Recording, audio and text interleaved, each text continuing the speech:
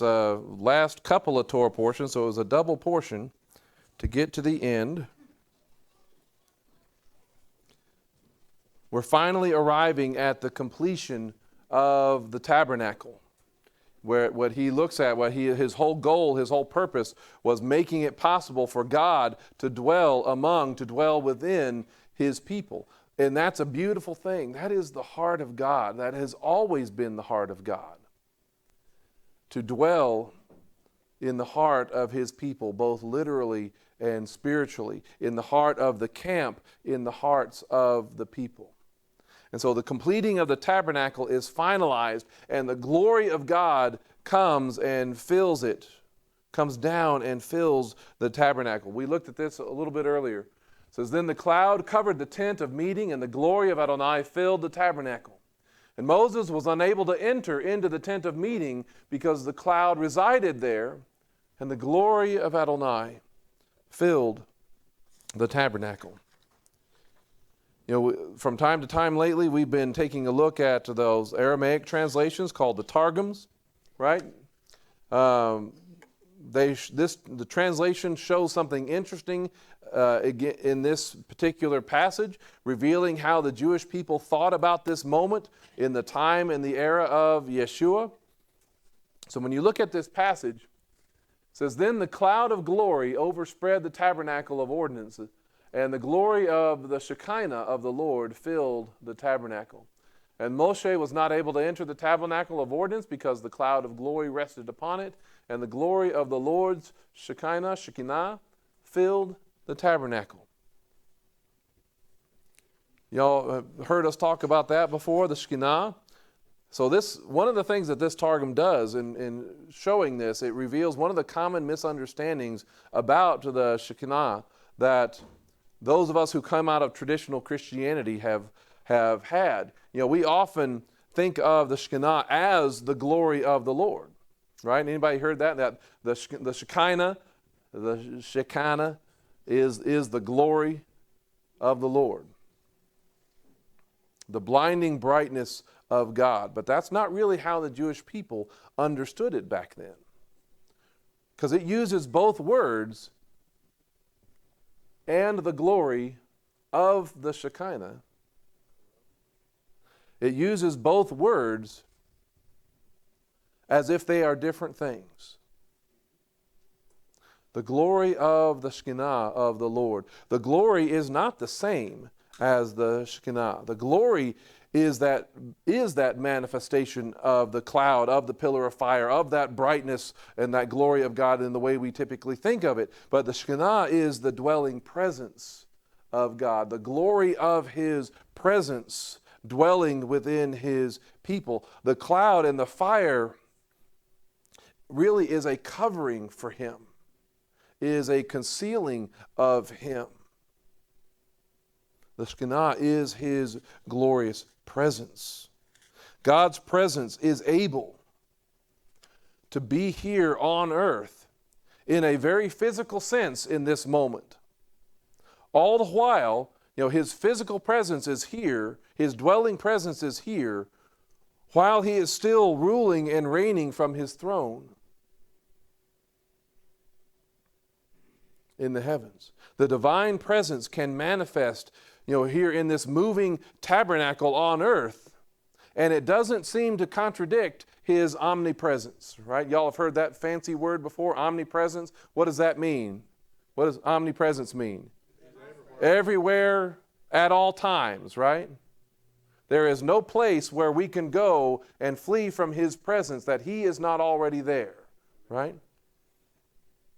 So somehow his dwelling presence can be in this tabernacle, and it doesn't violate, it does not contradict that idea of his omnipresence. And if you can't see the importance of that concept when it comes to Yeshua, okay, we need to understand that the Word can become flesh and tabernacle with us. That all the fullness of deity can dwell bodily and not violate God on the throne any more than God's dwelling presence in the tabernacle or his presence in the burning bush violates that either. The Word can become flesh and tabernacle with us, the glory coming down and residing with his people. That's one of the special things about this whole sequence. And again, this whole build-up to the ending of the book of Exodus, is to accomplish this moment, this purpose of his glory coming down. And the great thing about it, or sometimes the intimidating thing about that reality, is that we have a part to play in his glory coming down. And what's interesting, when you turn back to chapter 35, this Torah portion starts out with a very important point. Sometimes we like to think that the church, as we typically grew up with, started in Acts chapter 2 in the book of Acts. That's how we typically look at things. But that's not really where it happened, even according to the book of Acts. It starts right here with the church in the wilderness. When you look at Exodus 35, verse 1, it says, "Then Moses assembled all the congregation of Bnei Israel, the children of Israel, and said to them, 'These are the words which Adonai has commanded you to do.'" Moses, he assembled the people. That's the Hebrew verb kahal. And that word for congregation is the Hebrew noun is edat or edah, which means assembly, which means multitude or company. And the root word of that edat means witness or testimony. So these are the witnesses, these are the testimony of all of these things, of this reality, of this people that have been gathered together. The witnesses are gathered, the witnesses assemble together. The multitude of witnesses are gathered as how many people? As one people. This is the first assembly of God's called out people there at the base of Mount Sinai, out there in the wilderness, in the middle of nowhere as far as the rest of the then civilized world is concerned. And that is certainly how the Jewish people understood that. This moment. It's how the early believers in Yeshua understood this moment. And they counted themselves among a continuation of this moment. We hear that from the mouth of Stephen in Acts chapter 7, especially thanks to the King James. In Acts chapter 7, verse 37, it says, "This is that Moses which said unto the children of Israel, A prophet shall the Lord your God raise up unto you of your brethren like unto me, him shall ye hear." See, even I have a hard time I don't read the King James out loud very often. But verse 38, he says, "This is he that was in the church in the wilderness with the angel which spake to him in the Mount Sinai, and with our fathers who received the lively oracles to give unto us." The church. Where is it? Where is Stephen talking? Where has everything happened so far in the book of Acts? Are they out in the wilderness?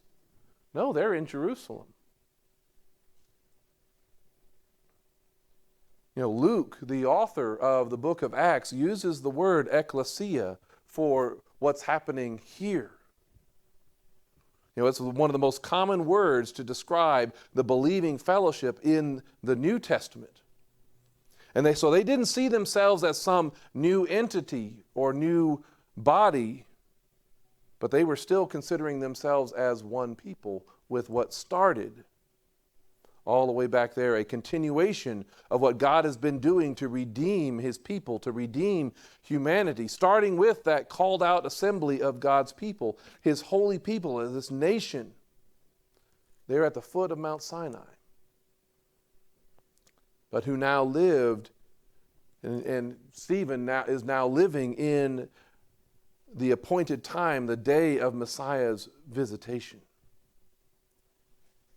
And too many of his own people were still blind to that truth, that everything that was happening there with Yeshua, with Messiah, everything that was happening is a continuation of what God started there at Mount Sinai. Too many were still blind to that. But Stephen and that generation were continuing in that legacy of faith of the church in the wilderness. And in the years ahead, there was a new mixed multitude of Gentiles would be added by faith in Messiah Yeshua. These wild olive branches, what happens to them? They are grafted in to what? That cultivated olive tree. Those foreigners were adopted into the family of God. But how many people were there supposed to be? Or is it now two different groups, two different entities, two different separate tracks of people? Or is it still supposed to be just one? We read this passage every week.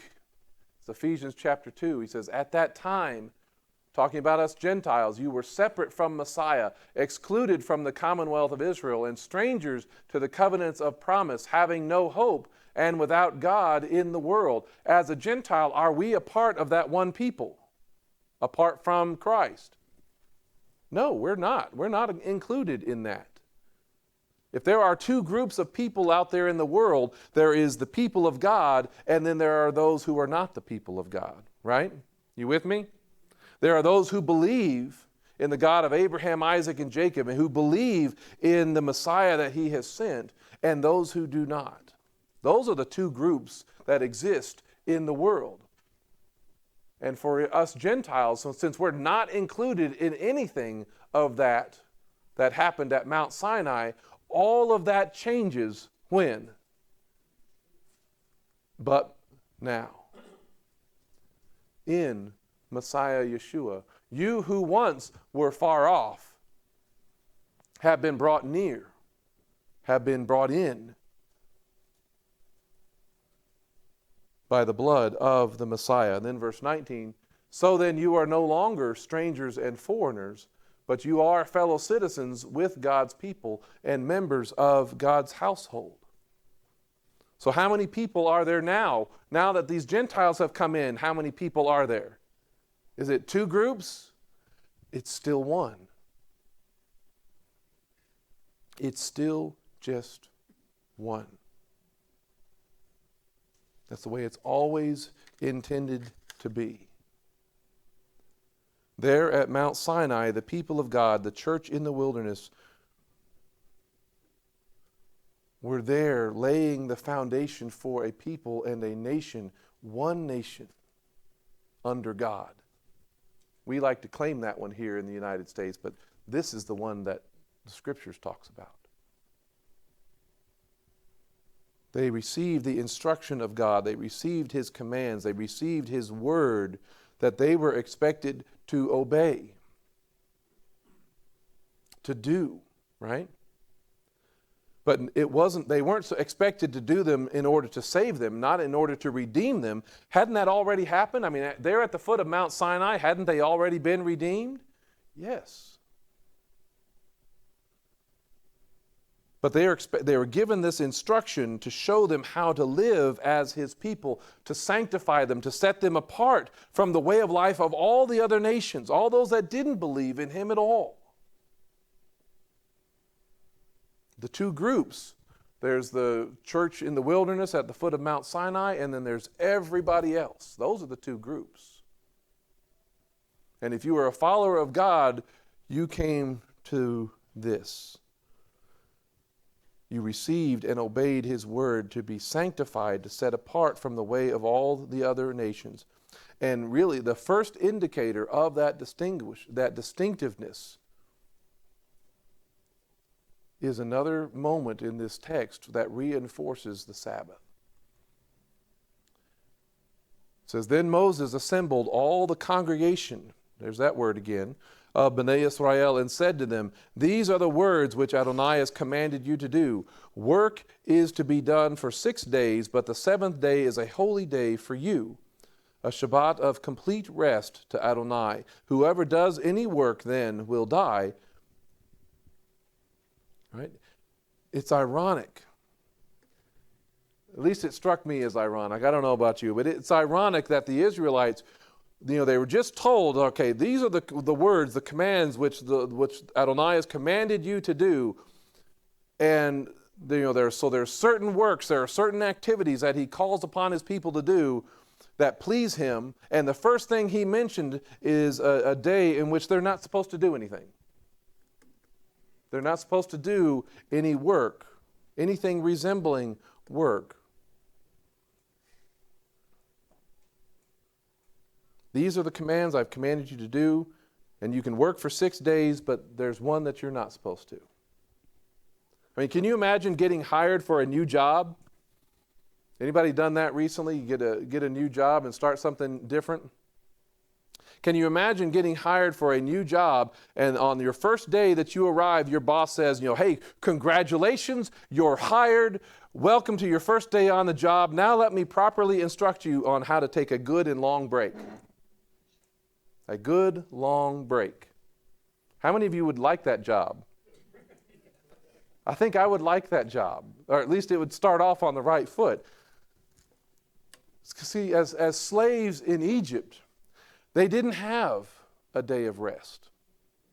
They were always standing. They were always on call. They had to be available every day to work, with little time to be with their family, little time to enjoy life, little time to pursue their faith. Rest is not the world's agenda. I mean, does that sound familiar at all to how our lives are going these days? Are we closer to being slaves in Egypt than we are free people of God? What do you think? The way our culture is being run now more than ever, we are closer to our lives back in Egypt than we should be as God's people. See, this world will work us to death if we let it. And God doesn't want it to. This world, the leaders of the world, they see people as expendable, as useful tools to accomplish their agenda, to build their monuments to themselves, their great pyramids or whatever else. But God says no to all of that.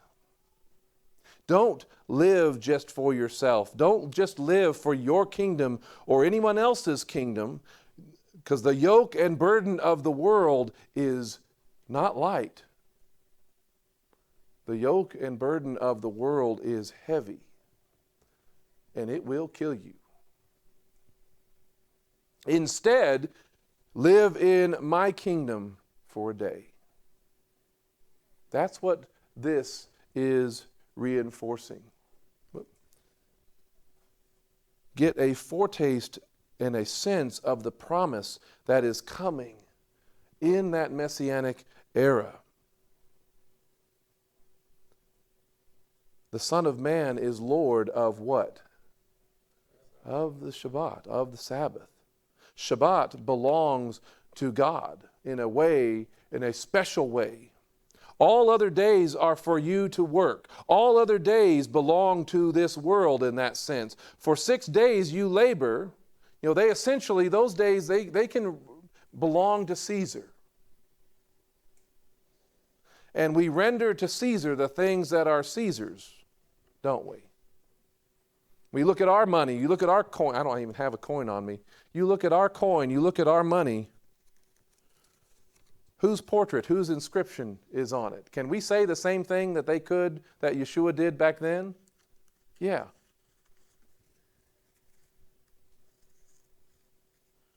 You render to Caesar the things that are Caesar's, but what are we supposed to do with the things that are God's? We're supposed to give them to Him.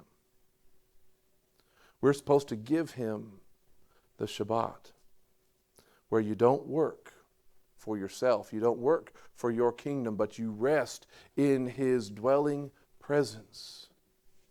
You don't buy or sell because you're exchanging what? Those portraits, those things that belong to Caesar. Instead, we give Him the day that is His.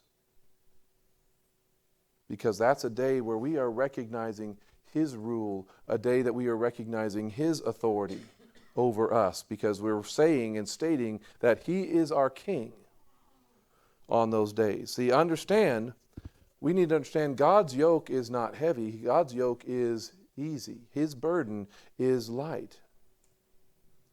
What does Yeshua say about that? He says, "Come to me, all you who are weary and heavy laden." When do we get weary and heavy laden? It's on those 6 days where we're laboring, isn't it? And he says, I will give you what? I will give you rest.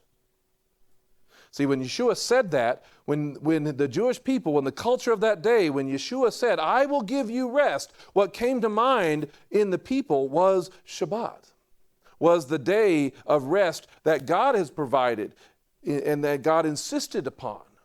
It was a statement about the rest that was also coming in the future, in that Messianic era, or as Hebrews chapter 4 puts it, so there remains a Shabbat rest for the people of God. For the one who has entered God's rest has also ceased from his own work, just as God did from his. Let us therefore make every effort to enter that rest, so that no one may fall through the same pattern of disobedience. In speaking about disobedience, it's no accident that the passage makes that statement about fire. Do not kindle a fire in any of your dwellings on Yom Shabbat. And many make the point that, it's talking about a person's house. That kindling a fire is kind of an indication that you intend to treat the Sabbath day just like any other day, where you're going to go about your normal and usual routine, even you're going to work. And there is something to that. But we need to understand that the idea of kindling a fire on Shabbat is at its basic level an act or pattern of disobedience that this passage in Hebrews talks about. That actually hinders our experiencing his presence, his rest in our lives. But I really believe there's more to it than that. It's connected to the tabernacle. It's connected to the altar, the presence of God. Because when it comes to Shabbat, you're not supposed to kindle a fire, but what are you supposed to do in order to have a fire? Aren't you supposed to already have your fire lit? Right? That's one reason why in the Jewish tradition is about the lighting of the candles. They do that before the sun actually goes down. But you need to have your fire already lit before you can enter into his rest and enter into his kingdom. Your fire of faith, when it's time for the kingdom, when it's time for the Messianic era to start, when it's time for Shabbat and the rest to begin, your fire had better already be going. Your fire of faith must be burning. You need to have oil in your lamp to keep it burning, right? Give me oil in my lamp, keep it. Anybody know that song? There you go. And you're supposed to have that kind of attitude about your faith and that fire burning of your faith, just like the fire that exists on the altar. You're not to let your fire go out,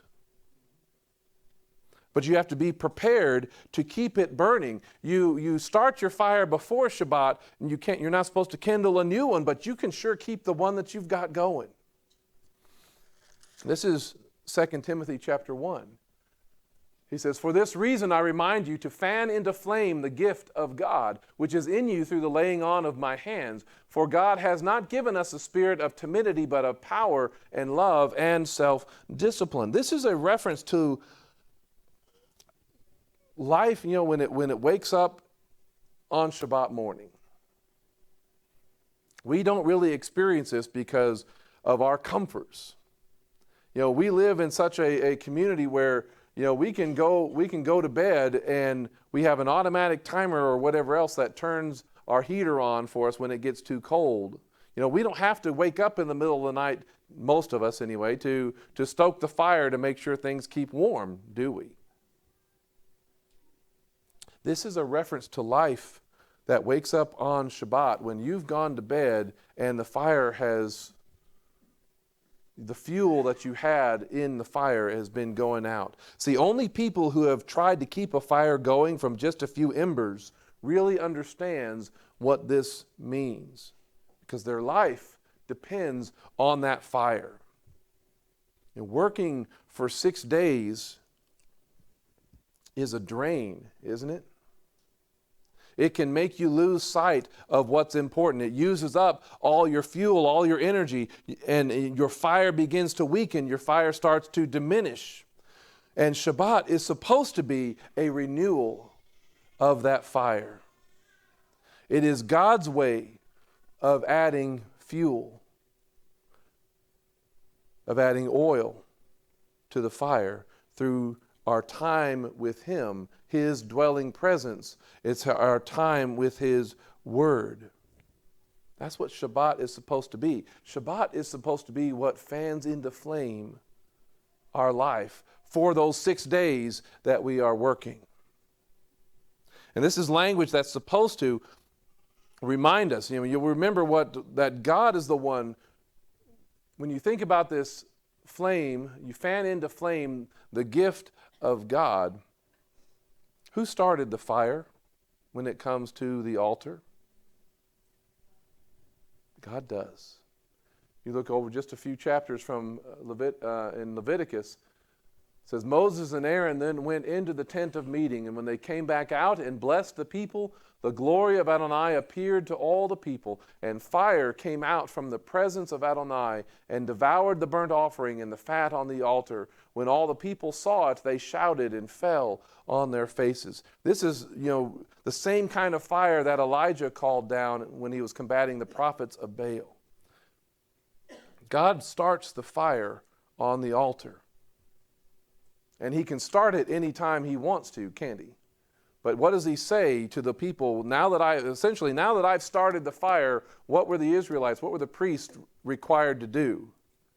Keep it going. You're never supposed to let that fire go out. All right? They did not keep fire extinguishers right next to the temple in case it got a little out of hand, because they would not want to endanger putting the fire out. God is the one who starts the fire. He's the only one who can start the fire of our faith, isn't He? That's the picture of our redemption. He starts the fire. He who began that good work in you. But it was their job, their responsibility, their preparedness, their work of the kingdom to not ever let fire go out. And that takes intention, that takes purpose, that takes obedience, discipline. The discipline of faith we call discipleship. This is, this responsibility to keep the fire going. That's what sanctification is supposed to be all about. Being made holy, growing in your faith, being a disciple in obedience to God's commands. Not because you need to start the fire, because the fire has been started, but because your fire has already been started and you need to fan into flame that which He started. You need to keep that fire alive and going that He started in you, not to be saved, but because you are. And when you think about it, why is it so important? Because you need to be prepared for the darkness. We need to have our fires lit before the day of rest, before the Shabbat, before the Messianic era, because we need to be prepared for the darkness. This world is darkness. He is rescuing us from this darkness. That's what Colossians 1 talks about. He has rescued us from the dominion, from the kingdom, from the domain of darkness, and he brought us into the kingdom of the Son whom he loves. In him we have redemption, the release of sins. Because it's a strange thing to think about it. When does Shabbat begin? When the sun goes down. The Shabbat begins first with darkness. Our first experience of Shabbat is darkness, when we need the fire the most to get us through the dark times. You know, the fire protects us. The fire keeps us warm. It gives us light. You've got to have that fire lit before the darkness comes, because the night can be long, can't it? The wait for the morning can be long. Just like the Messianic era and the return of Messiah, the wait can be long. And when you think about that in particular, the return of Messiah starts with those 7 years of darkness and tribulation leading up to it, doesn't it? Like the 7 years of famine that both Egypt and God's people experienced. One wasn't immune to it. They both experienced the famine. And God used it in both of them. But your fire of faith must be lit, and you must not allow the world and its darkness to put you out, because it's going to try. It's going to try through indifference, through exhaustion, through despair. It's going to try to, essentially make you work all 7 days so you don't get a chance of rest. This world will want to remove your warmth. It'll want to remove your light and leave you smoldering and hopeless.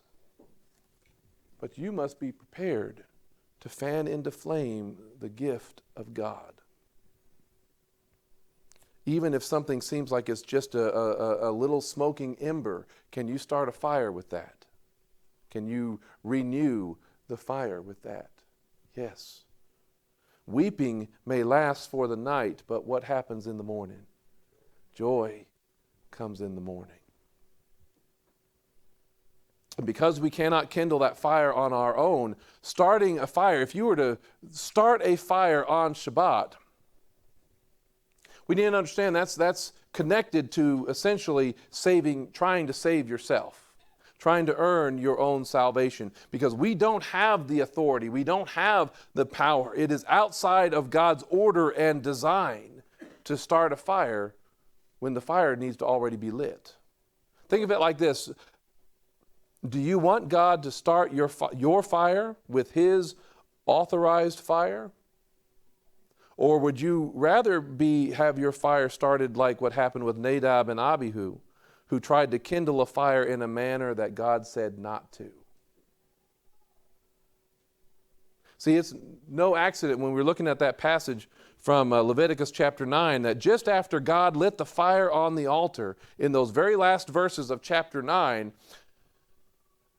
that they came with strange or unauthorized fire in the very first verses of chapter 10. It says, now Aaron's sons, Nadab and Abihu, each took his own censer and put fire in it, laid incense over it, and offered unauthorized fire before Adonai, which he had not commanded them.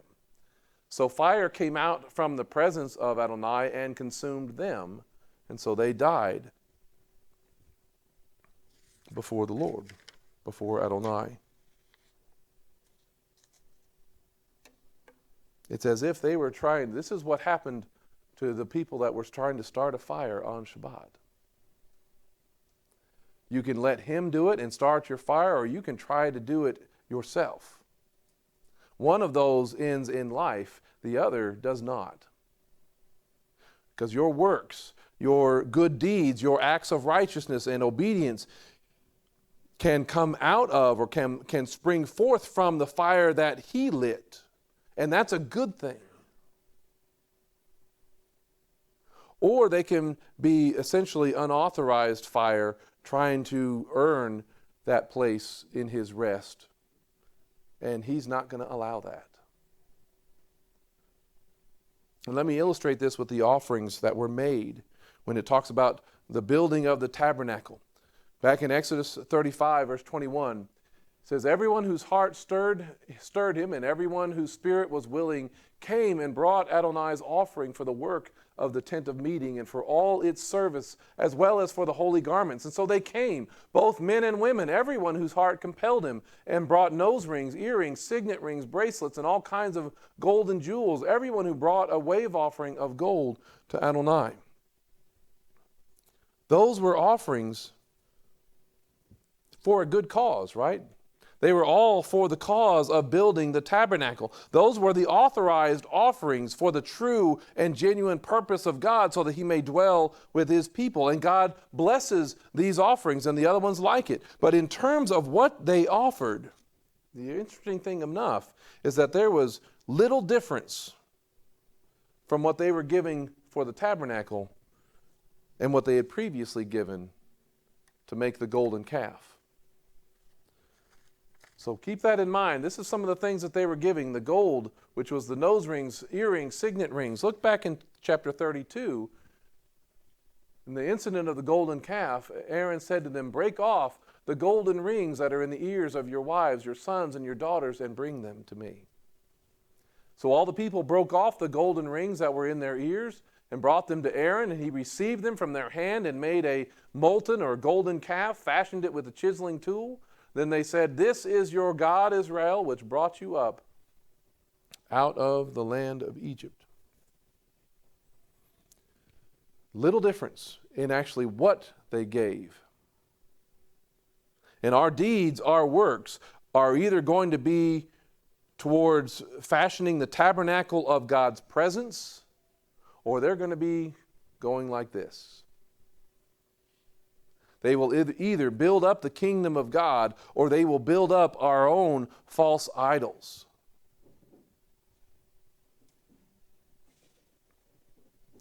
And that's a disturbing thought, isn't it? We need to know what our lives are going for. We need to know what our lives are giving for. You know, when you talk about the days that are ahead and the persecutions that are to come towards God's people, you know, one of the things that it says in here is Matthew 24, verse 9. It says, then they will hand you over to persecution and will kill you. You will be hated by all the nations because of my name. You know, I always kind of took this passage to mean that, you know, well, because we love Yeshua, because we love Jesus, because, you know, that's why this world is going to treat us badly. And that's one way to read it. But that's not the only way. You know, more and more I am convinced that this is talking about,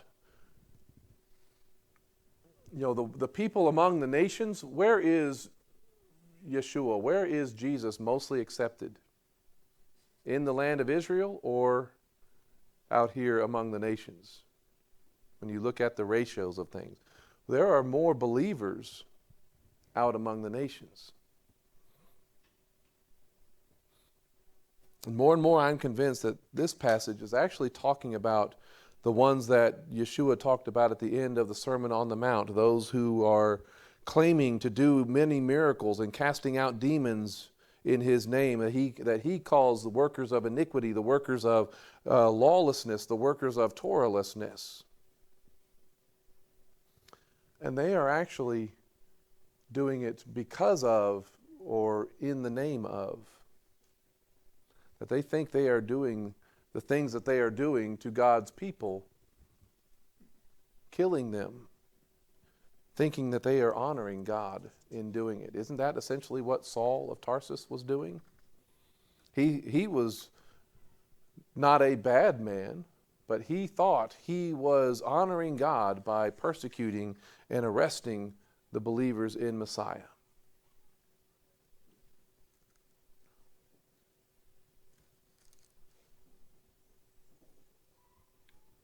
Our works, our good deeds are going to either building his tabernacle, his dwelling presence in our lives, or they are going to a false idol.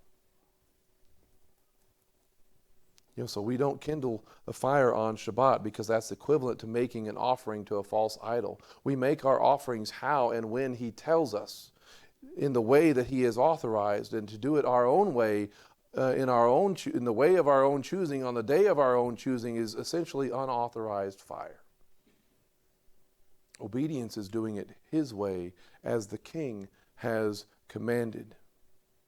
And that's the way that we actually get to see the glory of God. You remember this verse that we started with? How the cloud covers the tent of meeting, the glory of Adonai filled the tabernacle, how Moses was unable to enter. What made this moment possible, with the goal of the tabernacle, what all of the book of Exodus is building to, is God's dwelling, His pitching His tent within His people. What made all of that possible was Moses obeying the command of God. The words, or some variation of the words Adonai has commanded, or which Adonai has commanded, which everything Adonai has commanded, or all that Adonai has commanded, it appears 6 times in chapters 35 and 36.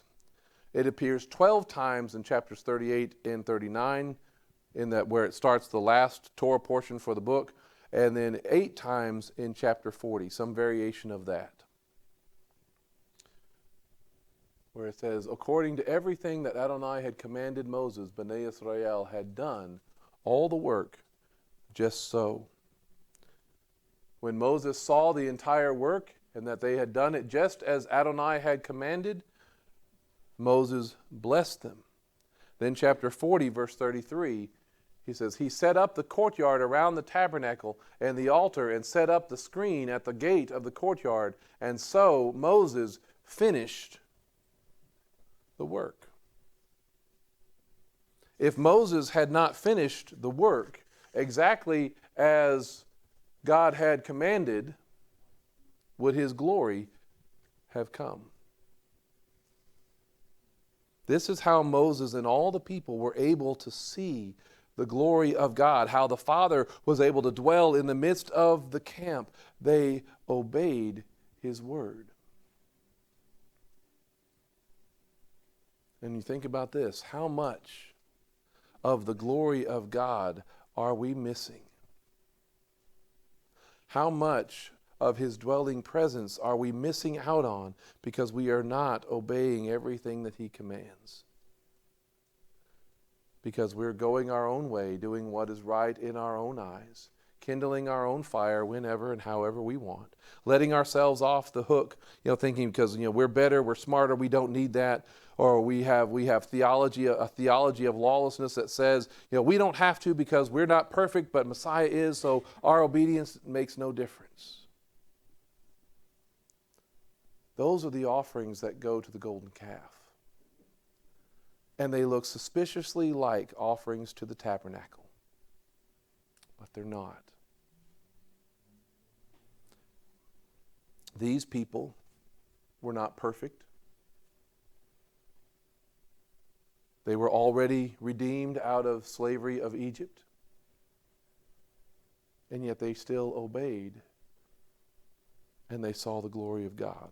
They contributed to the true tabernacle by obeying the voice of God. And if we want to see more of His glory, we too have to obey and do as He commanded and as Yeshua our Savior demonstrated and did Himself. He learned obedience through what? It was even His suffering. And we must walk as He walked, live as He lived. Or as Moses said when he wanted to see the glory of God, he said, now I pray, if I have found grace in your eyes, show me your ways so that I may know you, so that I might find favor in your sight. Consider also that this nation is your people. And Moses said, please show me your glory. God's ways, what He requires of us as His people, what is pleasing to Him, is the Torah, is His instruction that governs our lives. And it's even what will govern the future Messianic era.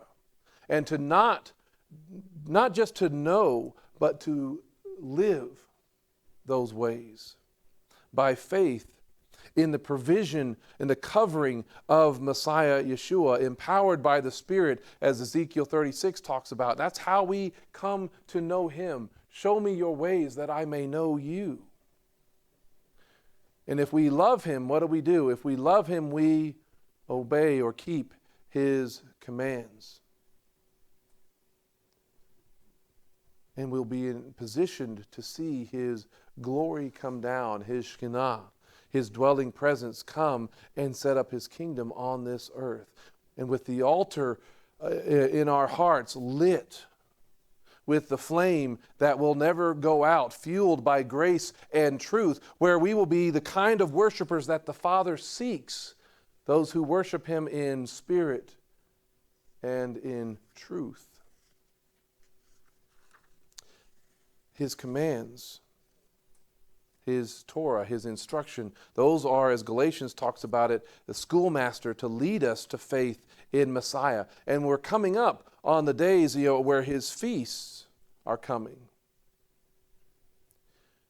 They're some of the primary lessons. They tell us the gospel of His coming. They tell us the gospel of the kingdom, of His first and second coming. And it's no accident that the tabernacle, according to chapter 40, verse 1, when you look at that, chapter 40, verse 1, I don't have it in here, says, "The Lord spoke to Moses, saying, on the first day of the first month, you will set up the tabernacle of the tent of meeting in the second year." That's when they completed the work of the tabernacle. So their first major act of obedience with the dwelling presence of God, the Shekinah in their midst, was to do what? 14 days later. Keep the Passover. Just like we will have the opportunity to do in the next few weeks. For it's in our obedience that we are made ready to see His glory, and so that we can have confidence, a greater confidence, when He comes. Look at 1 John chapter 3. We'll finish with this. Loved ones, if our heart does not condemn us, we have confidence before God. And whatever we ask, we receive from Him, because we keep His what? His commandments. And do what is pleasing in His sight.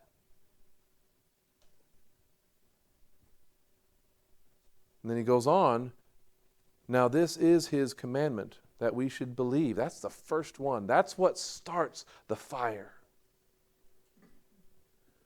That we should believe in the name of His Son, Yeshua the Messiah, and love one another just as He commanded us. The one who keeps His commandments abides in God. God dwells, He dwells in the heart of God, and God dwells in him. Isn't that what the whole point of the tabernacle is supposed to be? And we know that He abides in us by this, by the Spirit He has given us. And as that Ezekiel passage talks about, that Spirit, the Holy Spirit in us, who changes us from a heart of stone to a heart of flesh, does what? He causes us to keep and obey His commands. If we want to see His glory, this is what the kind of tabernacle we need to be making.